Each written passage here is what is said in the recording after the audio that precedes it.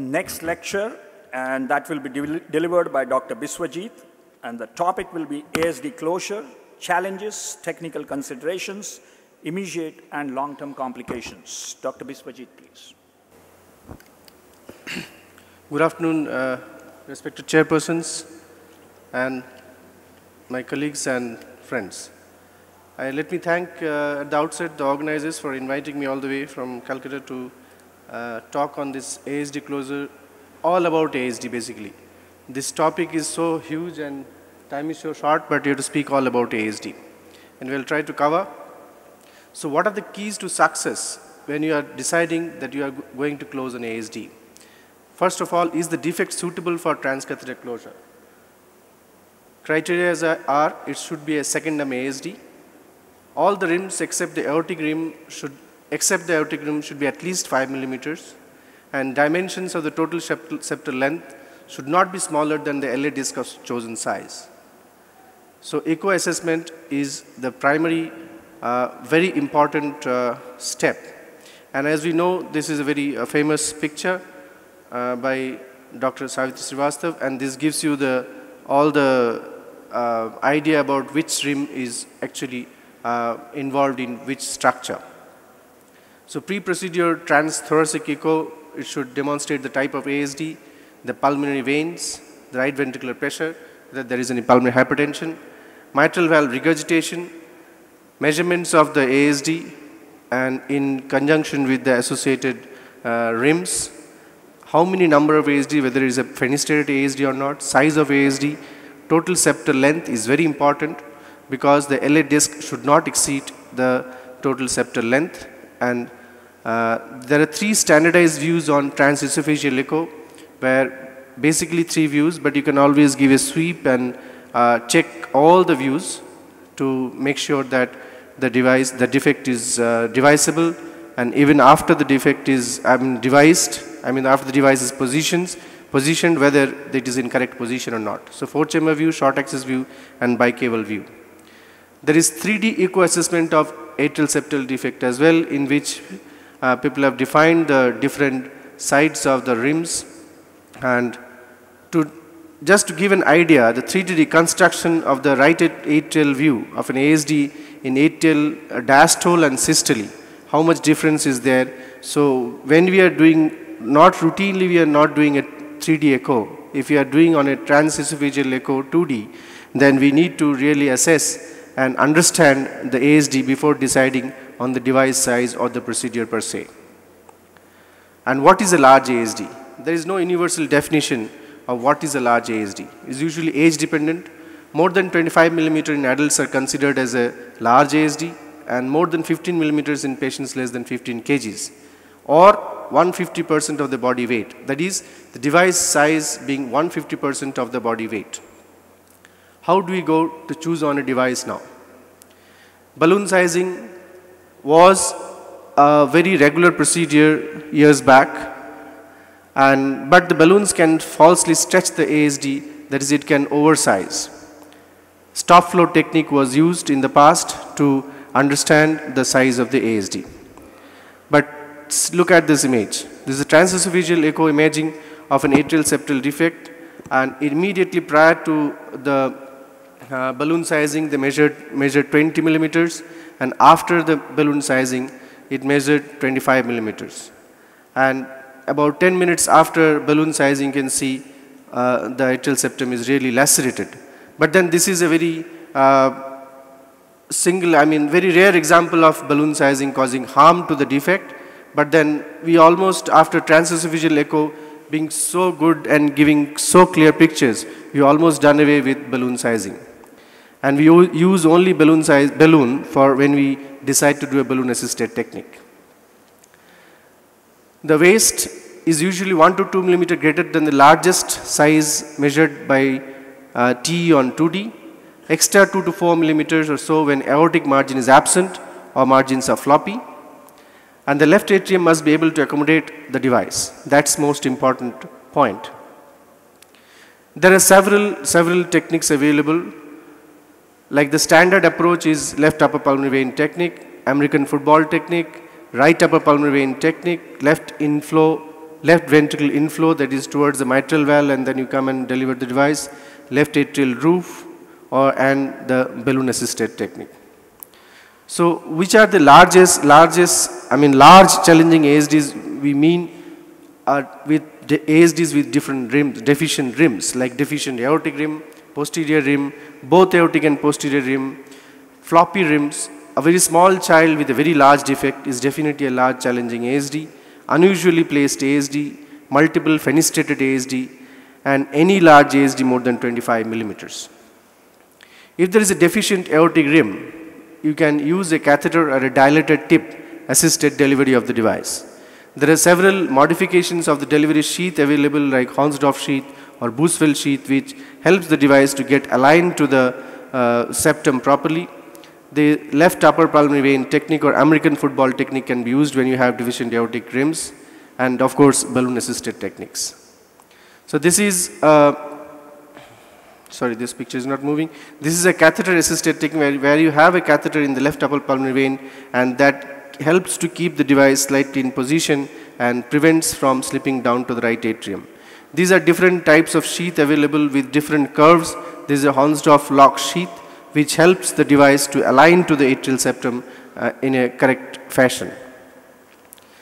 The American football technique is what you do, like put the part of the device in the left upper pulmonary vein and then withdraw the device, try to open the right atrial disc first, on which the left atrial disc falls. So if you look at this, should move, yeah. And then when it has come to the left atrium, the right atrial disc already partially open, and then that's how you deliver the whole device.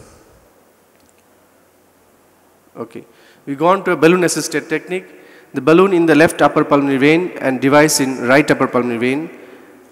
We deliver the left atrial disc, till then we keep the balloon on. It's going black, okay. And then start delivering the right atrial disc. Till then the balloon is there, partially inflated, and then gradually you deflate the balloon. Yeah, there. And then with the cable attached to the device still on, you can withdraw the wire on which the balloon was there. And then after, when you are sure with transcatheter echo that everything is fine, we can release the device. You can do it the other way, like the balloon in the right upper pulmonary vein and the device in the left atrium, left upper pulmonary vein. And you have to do a continuous T monitoring for doing all this procedure. So this is a 36 years old lady with a huge ASD. Here you can see it measures 34 millimeters. Here in this view it measures almost 38 millimeters. There is absent retroaortic rim, and this rim is also deficient. So we took the help of a balloon to close this defect. That's how. And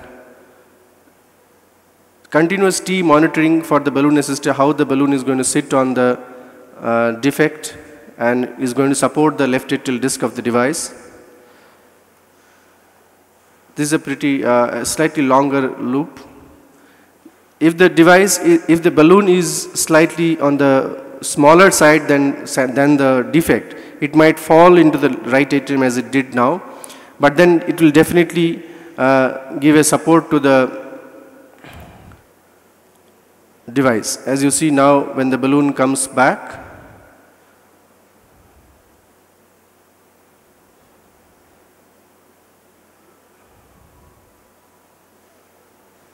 there. So balloon is slightly shorter than the actual length of the defect, but then when you bring the device, it really gives a good support. Just in a second, the device will be delivered. These are some fluids being injected. There the left atrial disc comes on the balloon, and then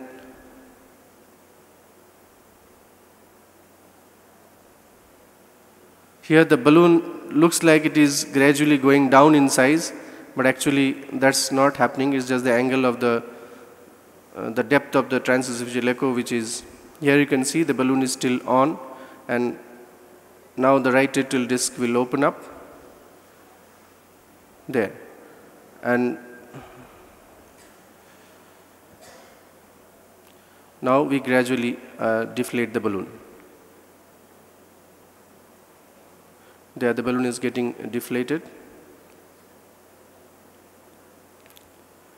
And now when we are happy with everything with the transcatheter echo, we release the device.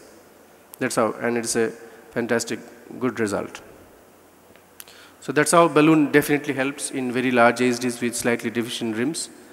Deficient posterior, when the posterior rim is deficient, you can always use the right upper pulmonary vein technique.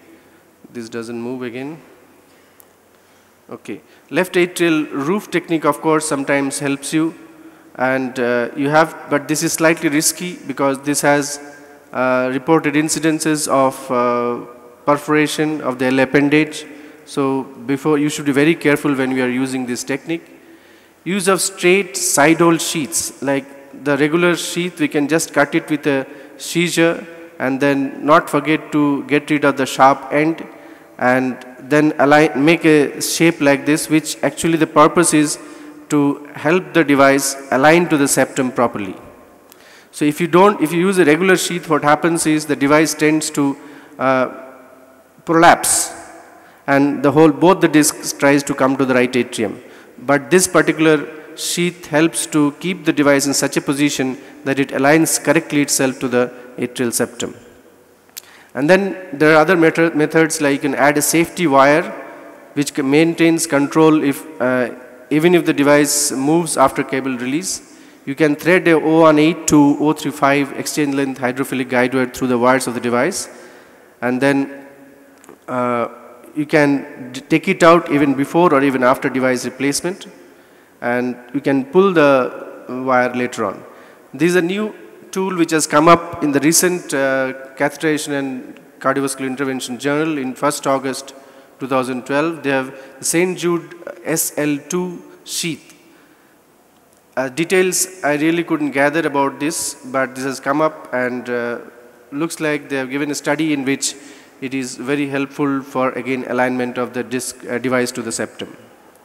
This is the largest 46 millimeter ASD device which we used, and in a patient who was desperate that his defect should be closed with the device, because he had the idea that if he goes for a surgery, his soul is going to fly away. So we took the risk, but finally it worked nicely, 46 millimeter, and the patient is almost about 2 years follow-up now, is doing very well. We'll go on to a few challenging cases in which definitely all of us should think twice or thrice before closing these ASDs with devices. Flail IVC rim. This particular rim, IVC rim, is so flail, sometimes risky to take up these cases. Deficient superior rim, again, is slightly dangerous. Aneurysms, of course, difficult to close with devices. Deficient AV valve rims, again, sometimes poses problems. Multiple fenestrated ASDs, like this lady, is it around 26 years old lady, had multiple fenestrated ASDs in this fashion, and sorry, yeah. So we got a detailed T study. We crossed both the defects with 2 separate wires, and took 2 devices separately, and then closed it. Result was pretty good, and the patient is almost a year follow-up now and is doing well. Few complications like air embolism, device embolism, and embolization, and tachyarrhythmias, residual shunt, erosion, effusion to tamponade. Long-term complications like arrhythmias, CHB. The risk varies from, device embolization risk varies from 0.5 to 1%, and especially failing to recognize the deficient IVC rim. This is one of the major, mistake. You should not wiggle, the Minnesota's wiggle should not be very hard. Give a very gentle wiggle. And if the device is not parallel to the septum, it must be recaptured and redeployed. Like this patient is about 2 years old with a very large ASD with deficient IVC rim. We tried to close this defect with a regular technique, but then it was not our day. So we thought everything was all right, but then see how it embolizes into the left atrium. There it moves. And then we had to snare it out. And then we took a slightly bigger device, and then it was fine. Erosion, perforation, incidence of hemodynamic compromise about 1 per 1,000. Usually the edge of the right atrium or the area of the LA disc erodes through the free atrial walls, and if extended to the aorta, then it definitely, the tamponade is very rapid. Majority usually occurs within 5 days, but maximum length of, maximum duration has been reported as 6 months, and rarely aorta to RA or LA fistula can happen. This again, there is August 1st journal of CCI. It gives a percutaneous ASD closure and cardiac erosion. Yeah, back to atrial septal defect. And these are the recent papers which have come up regarding complications with devices. Erosions, and erosions. I mean, how safe is safe? And the incidences which has been shown is not really very scary. If you are very careful about the device size, about the size of the heart, size of the baby, I think it's not a very major problem. And the technique-related cardiac perforations occur during catheterizations or typically before hospital discharge, are mostly amenable to intervention, but device-related perforations occur frequently after hospital discharge, and they can even happen up to 6 months. So this is a typical pericardial effusion seen next day post-procedure. Few things we should avoid keeping all these complications in mind. One is this is a very famous picture where the device occludes the coronary artery, and once the device has been taken out, the coronary arteries are okay. This is a small child, about 1.5 years, about 160% of the weight, this device was selected. And see, but we should ideally try to avoid this sort of ASD devices, because these are really thrombogenic material, and the whole heart looks like whole atrium is full of device. This is an abnormal position of the device sitting there, but then this is okay, acceptable. This happens when the rims are very floppy. This sort of malpositions happen, but then there is no residual shunt, and child is overall doing well. We should avoid this sort of retrievals. Like this is a really bad deformity of the device, and the operator is trying to take it out. But then it's better to send these people where we cannot achieve just for surgery. Like this echo, this looks very good deviceable ASD from the 4-chamber view, but when you come to this other view, this doesn't look really a very good ASD to be devised. The IVC rim is almost totally not there. Potential disaster. This case, my pediatric cardiology friends who are here have previously seen in the PCSI, but here the other adult cardiologist, you should know this patient's story. The 60-year-old lady, she was herself a doctor and desperate to get her ASD closed, and it was closed with 26mm Emplarzer ASD device. She had mild pulmonary hypertension and a chronic lung disease, COPD. After 2 hours, after the procedure, she was extubated. After 2 hours, she started having shortness of breath shortness of breath. She couldn't lie flat on the bed. She was propped up. 18 hours later, the X-ray became pretty bad. 36 hours, it was even worse. So we had to take out the device, because we thought since she was living for 60 years, probably the LV-EDP has gone high up and she was going into pulmonary edema. She was needing dialysis. So we tried to snare it out, but it didn't happen. So what we did was we took a Terumo wire exchange length and passed through the RA wire mesh, the right atrial disc mesh of the device, and we snared that wire out of the IVC again, and then we were successful to take this device finally out. And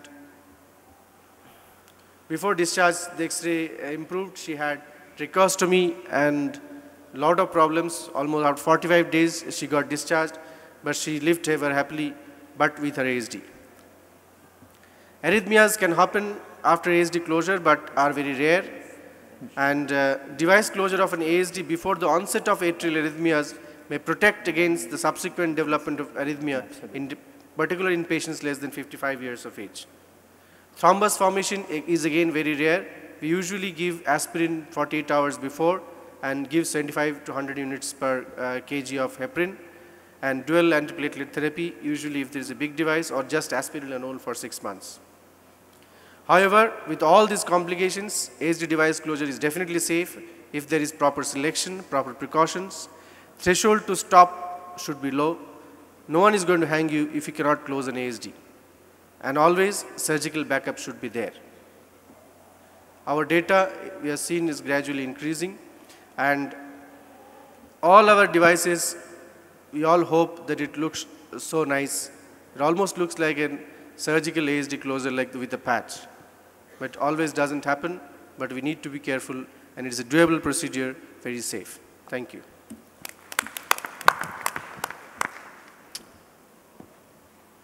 Thanks, Biswajith. We now... I just had one question Sure. to Dr. Biswajith. Pertinent to that lady, 60 years old, so what is your protocol for adult ASDs where LVEDP is high? Yeah, I don't think we should close those ASDs. I don't think we should close those ASDs because this lady, we tried with infusion Lasix, with all possible measures of cardiac failure, trying to bring down the pulmonary edema, but she didn't respond for almost 72 hours. She was sinking. Yeah, but for other patients where LVEDP If the LVEDP goes up by more than 5 to 7 millimeters, and the PA pressures, and with antecedent other stories like COPD, mild pulmonary hypertension, it's better to leave those ASDs alone. So after closing, if the EDP is more than 7 of the baseline. But this patient had ADP only rise of 3. That's why we left the device. But Biswajith, why not perforate the device or perforate the You can do that. Of course, you can do a perforated device closure. I don't think that you could leave a 26 millimeter ASD just like that. Yeah. Because the natural history at the age of 60 would be only downwards. Yeah, of course. So I think the best way would be to prepare these patients. There is a large data from Japan. Yes. Prepare these patients for 2 to 3 weeks with good amount of diuretics and sometimes with vasodilators. Then bring them to the lab, do test occlusion, either with a balloon or with a device. Absolutely. And if you feel that the pressures are okay, you could release them. But the best possibility would be to perforate the device with an 8 or a 10 millimeter perforation and come back. I think that would be a good... Yeah, that's a very good option. Dr. Raju? Actually, I think Dr. Dalve partially answered it. This patient, in the absence of mitral valve disease, will have left ventricular non-compliance, either LVH or diastolic dysfunction of the left ventricle. If you don't close this ASD, she will have significant left to right shunt. There is a publication from Dr. Cooley's group of ASD closure surgically in such age groups with favorable results. Number 2, the best approach in the present day would be to test close by a balloon and see the response of the left atrial pressures and also our pulmonary venous pressures, and then decide. And if you leave this ASD, I suspect that she will have significant left to right shunt because left ventricular non-compliance is an issue. She would need something. That point is well taken. I think the central point is that an adult with ASD should not be treated as a 5-year-old child the way you would approach an ASD. It's a very different disease. And the fact that the LVEDP is high, particularly in a hypertensive background of coronary artery disease, this should always be kept in mind. And what Dr. Parith referred to, the Japanese series, in which preparing these patients with diuretics over the preceding few days or weeks, then with a device or with a balloon occluding, watching what is happening to the EDP, be ready to perforate the device. Do not treat this as a routine ASD closure, and that is the only way to avoid this problem.